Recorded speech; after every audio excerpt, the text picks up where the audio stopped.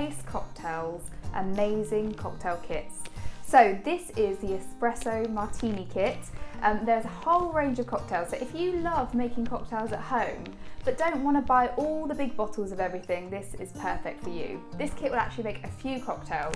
I'm going to make a typical espresso martini using my kit. So it says I will need a cocktail shaker. So I've already got my cocktail shaker and I've filled it with some ice. We're going to need 30 millilitres of vodka, so that is going in the cocktail shaker. Okay, and then we need 30 millilitres of the fresh espresso, and then we need 20 millilitres of the coffee liqueur.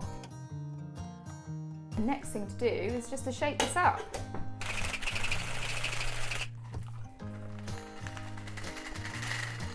There we have it, a super easy espresso martini made from all the ingredients from your Taste Cocktail Kit.